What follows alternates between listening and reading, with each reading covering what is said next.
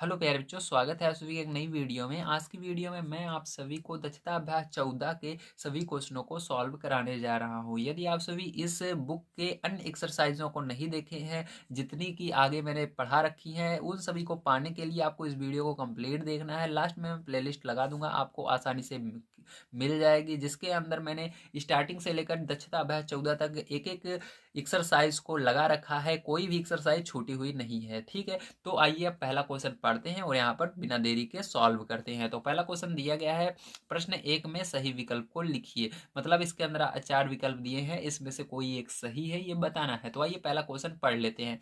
पार्श्व चित्र में ओ वृत्त का केंद्र है। तो ये जो ओ है, ये वृत्त का केंद्र है, मतलब बीचों बीच स्थित है, ठीक है, वृत्त के। इसकी दो त्रिज्याएं दी गई हैं, ओपी एवं ओ क्यू इस प्रकार है कि कोण पी ओ क्यू बराबर 120 अंश। मतलब ये जो ओपी आपकी त्रिज्या है और ओ क्यू त्रिज्या है, ये इस तरह से बनी हुई है कि इन दोनों के बीच में कितने अंश का कोण बन रहा है, 120 अंश का कोण बन रहा है, ठीक है। तो ध्यान रखिएगा, कोण वहीं पर बनेगा जहां पर बीच में ये जो अक्षर लिखा हुआ है वहीं पर बनेगा। जैसे पी ओ क्यू, तो बीच में क्या आया, ओ आया, तो कोण कहाँ पर बनेगा, ओ पर बनेगा, ठीक है। अगर बीच में पी आता तो कोण कहाँ पर बनता, पी पर बनता, ठीक है। ये चीज हमेशा याद रखिएगा। तो बिंदुओं पी और क्यू से वृत्त की स्पर्श रेखाएं खींची गई हैं। अब क्या कह रहे हैं, बिंदु जो है पी और क्यू से स्पर्श रेखा खींची गई। जैसा कि आप सभी देख सकते हैं, ये एक स्पर्श रेखा है और दूसरी ये वाली है, ठीक है, जो एक दूसरे को टी पर प्रतिच्छेदित करती है। और ये आगे चलकर कहां पर एक दूसरे को काट रही है, टी पर काट रही है, ठीक। प्रतिच्छेदित करना यानी काटना। कोण पी टी क्यू का मान ज्ञात करना है, तो आपको पी टी क्यू बताना है। तो यहाँ पर आप कंफ्यूजन होंगे कि क्या क्या निकालना है। तो मैंने अभी आपको एक चीज बताया था, जो बीच में रहेगा वही निकालना है। तो यहाँ पर बीच में ओ था, तो ओ हमको 120 दिया हुआ है। इसी तरह से यहाँ पर बीच में टी है, तो आपको क्या निकालना है, टी निकालना है। तो पी कहाँ पर है, पी ये रहा, टी ये रहा, क्यू। तो बस इतना समझ लीजिए, आपको टी निकालना है बस, ठीक है। तो आप कैसे निकालेंगे, ध्यान से चलते हैं कॉपी पर और समझते हैं इसको। तो देखिए प्यारे बच्चों, जो आपकी बुक में चित्र दिया गया था उसको मैंने यहाँ पर बना लिया है। अब यहाँ पर आपको कोण टी बताना है कितना होगा। तो याद रखिएगा, सम्मुख कोणों का योग 180 अंश होता है, ठीक है, वृत्त के अंदर। तो यहाँ पर कितना होगा, इन दोनों कोणों का योग जो होगा 180 अंश होगा, योग होगा, ठीक है। तो आपको ये बताना है। तो अगर हम इन दोनों को जोड़ेंगे तो कितना आना चाहिए, 180 अंश आना चाहिए। तो इसको इस प्रकार से हम लिखेंगे, ध्यान से समझिएगा। चलिए इधर देखिए, लिखेंगे कोण P T Q, P T Q ये निकालना है, ठीक है। अब इसको जोड़ेंगे और इस वाले कोण को जोड़ेंगे तो कितना आना चाहिए आपका, इसको लिखेंगे पी ओ क्यू, ठीक, क्योंकि आपकी बुक में दिया गया है पी ओ क्यू। तो कोण पी ओ क्यू बराबर कितना होना चाहिए आपका, 180 अंश होना चाहिए, ठीक, दोनों को जोड़ने पर। अब इसके अंदर से आपको किसका मान पता है, तो आपको इसका मान पता है, पी ओ क्यू का कितना है, 120। तो आपको यहाँ पर रख देना है। तो आपका कोण टी निकल कर आ जाएगा, पी टी क्यू प्लस ये वाला पता है 120, तो 120 अंश यहाँ पर रखेंगे, बराबर 180 अंश, ठीक है। अब क्या करेंगे, इसको उधर पक्षांतर करेंगे, इधर प्लस में उधर माइनस में हो जाएगा। कोण पी टी क्यों बराबर क्या हो जाएगा, 180 अंश माइनस 120 अंश, ठीक है, ये हुआ। अब देखिए कोण पी टी क्यों बराबर क्या हो जाएगा, माइनस कर देना है आपको, तो 60 अंश, ठीक है। तो आंसर क्या होगा, 60 अंश आएगा। तो ऑप्शन नंबर जो आपका इसके अंदर है फर्स्ट, वो सही होगा, ऑप्शन नंबर 1 सही हो जाएगा। ओके, आप सही को समझ में आया, वेरी गुड। चलिए इसके बाद देखते हैं हम सेकंड नंबर का क्वेश्चन किस प्रकार से करना है। तो पहला क्वेश्चन के अंदर आपका ऑप्शन नंबर 1 साधन सही होगा, ठीक है।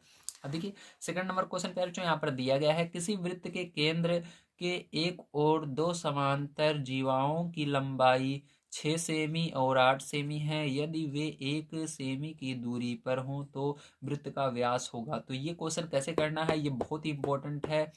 NTS 2006 में ये क्वेश्चन आया हुआ भी है, इसको बड़े ध्यान से समझिए। चलिए कॉपी पर चलते हैं, पहले मैं इसका चित्र बना लेता हूँ किस तरह से बनेगा, उसके बाद आपको एक एक चीज़ इसके अंदर समझाता हूँ और आंसर किस तरह लाना है उसको भी बढ़िया तरीके से आपको बताऊंगा। अगर आप सभी को वीडियो पसंद आ रहा हो तो प्लीज़ लाइक कीजिएगा, चैनल को सब्सक्राइब कर लीजिएगा अपने भाई की मदद करने के लिए, ताकि हम सभी भी आप सभी को बढ़िया से बढ़िया कंटेंट दे सकें और बढ़िया से बढ़िया तैयारी करा सकें।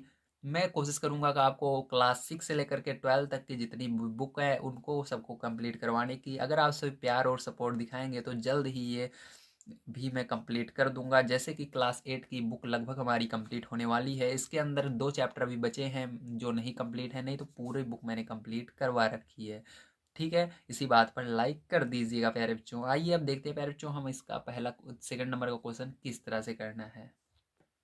तो देखिए प्यारे जो सेकंड नंबर क्वेश्चन करने के लिए सबसे पहले आपको एक वृत्त बनाना है इस तरह से, ठीक। उसके बाद देखिए यहाँ पर आपको बड़े ध्यान से समझना है क्या क्या चीज़ें करनी है। दिया गया है किसी वृत्त के केंद्र के एक और दो समांतर जीवाओं की लंबाई, मतलब जो केंद्र है, केंद्र किसे कहते हैं, ये होता है केंद्र, ठीक है। जहां पर हम गोला प्रकार रख के वृत्त को बनाते हैं, यहाँ पर एक छेद हो जाता है, उसी को केंद्र बोलते हैं, ठीक है। इसके किसी भी ओर आप मान सकते हैं, तो हम नीचे की ओर मानेंगे। दो जीवाएं होनी चाहिए, ठीक है, जिनकी लंबाई कितनी 6 सेंटीमीटर और 8 सेंटीमीटर होनी चाहिए, ठीक। तो आप इसको नाप कर बनाइए, कैसे बनाइए, बस आपको आंसर लाना है, यहाँ पर लिख देना है कि हाँ 6 सेंटीमीटर है, ठीक है। तो मान लीजिए हमने यहाँ पर दो जीवाएं क्या की, खींच ली। जीवाएं किसे कहते हैं, ध्यान से समझिएगा। जो केंद्र से टच ना करे उसे जीवाएं कहते हैं। लाइन खींचनी है जो इसके केंद्र को न टच करे, अगर केंद्र को टच कर दिया तो वो क्या हो जाएगा, व्यास हो जाएगा, ठीक है। तो यहाँ पर इस तरह से क्या करना है, आपको दो लाइनें खींचनी है, ठीक है। तो चलिए एक लाइन हमने माना यहाँ पर है, ठीक है। जो ऊपर रहेगी है ज़्यादा सेंटीमीटर की होगी, क्योंकि ऊपर देखिए ज़्यादा और नीचे जो होगी वो कम की होगी, ठीक। तो एक दूसरी कहाँ पर माना है, मैंने यहाँ पर ले लिया, ठीक है। समझ गए आप सभी। तो ये हो गया। तो देखिए ये वाली जो आपका जीवा है ये कितनी है, ये 8 सेंटीमीटर है, ठीक। कितनी लंबाई है इसकी, इसकी है 8 सेंटीमीटर। इस साइड में लिखूंगा क्योंकि अभी यहाँ पर हमको इसको सॉल्व करना है, अभी दिक्कत होगी, ठीक है। अगर हम से 8 सेंटीमीटर बीच में लिख लेंगे तो। और नीचे वाली कितने की होगी, 6 सेंटीमीटर की होगी इसकी लंबाई, नापोगे तो, ठीक है, 6 सेंटीमीटर। समझ गए आप सभी, वेरी गुड। अब देखिए इसके बाद क्या करना है, ध्यान से समझिएगा। आगे आपको क्या दिया गया है, आगे आपको दिया गया है यदि वे एक सेमी की दूरी पर हों, तो यही मैंने क्या किया, इनको एक सेमी की दूरी पर कर दिया। इन दोनों के बीच की दूरी कितनी है, एक सेमी। यहाँ से यहाँ कुछ दूरी है और इसके बीच की दूरी कितनी है, एक सेमी है, ठीक। कितनी, 1 सेंटीमीटर, ठीक। यहाँ से यहाँ तक तो इसको लिख लेते हैं हम 1 सेंटीमीटर, ठीक है। तो 1 सेंटीमीटर इसके बीच की दूरी है इन दोनों के, ठीक है। तो ये हो गया, इसके बीच में जो ये गैप दिख रहा है कितना है, 1 सेंटीमीटर का है, ठीक है। समझ गए। अब देखिए आगे, तो वृत्त का व्यास बताना है। तो यहाँ पर वृत्त का व्यास बताना है। व्यास किसे कहते हैं, ध्यान से समझिएगा। यहाँ केंद्र से होकर इधर से उधर लाइन जो रहती है उसको बताना है। तो उसके लिए यहाँ पर ध्यान समझिएगा आप क्या करेंगे। तो देखिए प्यारे बच्चों, आप क्या करेंगे, यहाँ पर अगर हम एक लाइन खींच देते हैं, ठीक। तो आपको यहाँ पर एक लाइन खींच देना है, तो ये क्या बन जाएगा, आपका त्रिभुज बन जाएगा, ठीक। ये एक त्रिभुज बन गया। और यही लाइन क्या करेंगे, अगर नीचे वाले में खींच देंगे तो नीचे भी एक त्रिभुज आपका बन जाएगा इस तरह से, ठीक है। तो ये बन गया, ठीक। समझ में आ गया आपको, दो त्रिभुज बन गए। अब यहाँ पर हम क्या कर सकते हैं, पाइथागोरस प्रमेय लगा करके आसानी से इसके अंदर इसका आंसर निकाल सकते हैं। कैसे निकालेंगे, ध्यान समझना। इतनी दूरी हमने क्या किया, यहाँ से लेकर के यहाँ तक की दूरी क्या माना हमने, यक्स माना, यक्स सेंटीमीटर, कितना, यक्स सेंटीमीटर। और ये नीचे वाली दूरी क्या होगा, 1 सेंटीमीटर, ये ज्यादा है तो यक्स, इतनी यक्स है, और ये पूरी क्या हो जाएगी, यक्स+1 हो जाएगी, ठीक है। क्या हो जाएगी, यक्स+1, ठीक। तो आपको लिखना है, इसका नाम दे देते हैं हम इसको, चलो ए हो गया। ये हमेशा केंद्र ओ माना जाता है, ओ ए, ठीक है। और इसको बी, और इसको सी, और इसको डी, ठीक है। इस तरह से ABCD और इसको ओ, ठीक है। समझ गए आप सभी। अब देखिए हम क्या लिखेंगे, और इसको भी कुछ नाम दे देते हैं ए, और इसको यम दे देते हैं, ठीक, ओ यम, ठीक। समझ गए आप सभी, इसको नाम दे देना है इस तरह। अब देखिए क्या करेंगे, अब लिखेंगे माना, माना ओ, ठीक है। यहाँ पर भी ये कुछ मानना पड़ेगा आपको, कुछ भी मान सकते हैं, चलिए पी मान लेते हैं यहाँ पर, ठीक, बीच में, ठीक है। तो OP यहाँ तक की दूरी जो ये लाइन है यहाँ तक की क्या हो जाएगा, माना OP बराबर यक्स, ठीक है। तथा अब यहाँ से यहाँ तक की दूरी तो क्या हुई, OP हुई, OP बराबर यक्स मान लिया हमने यहाँ तक की, ठीक है। अब इतना पूरा क्या हो जाएगा, 1 सेंटीमीटर इसी में ऐड कर देना है आपको, तो कितना हो जाएगा, OM। तो OM बराबर क्या हो जाएगा आपका, यक्स में एक ऐड कर दीजिएगा तो यक्स+1 हो जाएगा। ओके, बहुत आसान है, बस देखते ही ये आसानी से आ जाएगा, ठीक, कोई दिक्कत नहीं है इसके अंदर। अब देखिए क्या करेंगे, पहले हम दो वृत्त इसके अंदर बन रहे हैं, एक तो ये वाला बन रहा है, सॉरी वृत्त कह रहा हूँ, दो त्रिभुज बन रहे हैं, ठीक है। ये एक त्रिभुज बन रहा है और एक त्रिभुज ये बड़ा वाला बन रहा है, ठीक। तो पहले छोटे वाले ऊपर वाले में देखेंगे, तो लिखेंगे त्रिभुज APO में, ध्यान रखिएगा जो ये जहां पर यहाँ पर 90 अंश का कोण बनता है इसको बीच में हमें सरकना है, तो APO में, ठीक। क्या लिखेंगे, APO में, ठीक है। तो लिखेंगे APO में। तो यहाँ पर देखिए ये कर्ण है तो लिखेंगे कर्ण का स्क्वायर, ठीक है। कर्ण का स्क्वायर फॉर्मूला लगाएंगे पाइथागोरस प्रमेय, चलिए लिख देता हूँ, पाइथागोरस प्रमेय से, ठीक, पाइथागोरस प्रमेय से, ठीक है। तो यहाँ पर लिखेंगे कर्ण का स्क्वायर बराबर लंब का स्क्वायर प्लस आधार का स्क्वायर, ठीक है। अब देखिए कर्ण यहाँ पर क्या है, OA है आपका, तो लिखना है ओ ए का स्क्वायर बराबर लंब, यहाँ पर ध्यान रखिएगा ये सीधी लाइनें होती हैं, तो यहाँ से यहाँ तक, क्योंकि इस वाले त्रिभुज में हम देख रहे हैं ऊपर वाले, ठीक है, तो यहाँ पर ओपी है आपका क्या है, लंब, तो यहाँ पर लिखना है ओपी का स्क्वायर, आधार क्या है यहाँ से लेकर यहाँ तक की दूरी, तो ए पी, तो ए पी का स्क्वायर, ठीक है। इस तरह से अब जो जो मान पता है उसको रख दीजिए। तो यहाँ पर देखिए हमको दो मान पता है, ठीक है। पहला तो यहाँ से यहाँ तक की दूरी ओ पी की दूरी यक्स माना है, तो यक्स रखेंगे।